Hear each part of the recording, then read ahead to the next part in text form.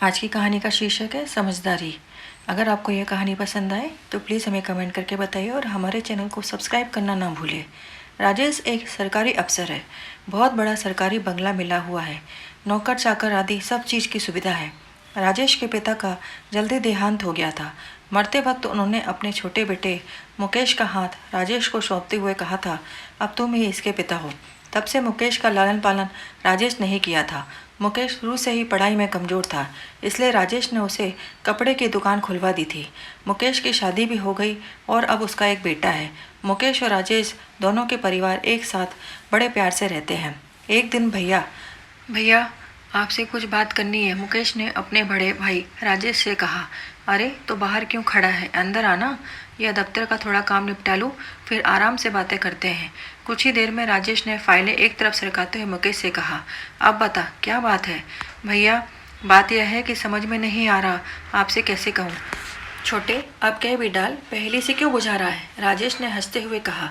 भैया आज बबलू राजेश का 12 वर्षीय पुत्र ने मुन्नू को पीटा है। अक्सर दोनों की लड़ाई होती रहती है, इसलिए राधा मुकेश की पत्नी भी यह चाहती है कि हम अलग रहें। देख मुकेश, बच्चों का क्या है, 1 मिनट में लड़ाई और दूसरे ही पल दोस्ती हो जाती है। बड़ों को इनके मामले में दखल नहीं देना चाहिए। इतने में ही 8 वर्षीय मुन्नू दौड़ते हुए आया और राजेश की गोदी में बैठकर अपना रिपोर्ट कार्ड दिखाने लगा।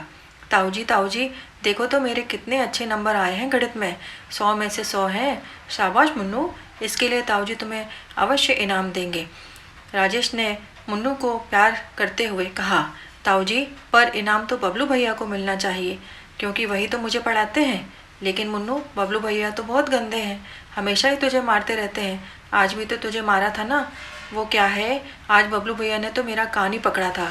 मैंने गणित का सवाल जो गलत किया था, गुस्से में मैंने बबलू भैया की कॉपी फाड़ दी, तभी उन्होंने मुझे मारा था। और फिर मैंने बबलू भैया की शिकायत मम्मी से कर दी।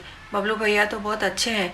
राधा जो कमरे के बाहर खड़ी होकर यह सब सुन रही थी, वह भी कमरे के अंदर आ गई और राजेश के पैर छूकर बोली, भैया हमें क्षमा कर दीजिए, आज आपने हमें बहुत बड़ी सीख दी है।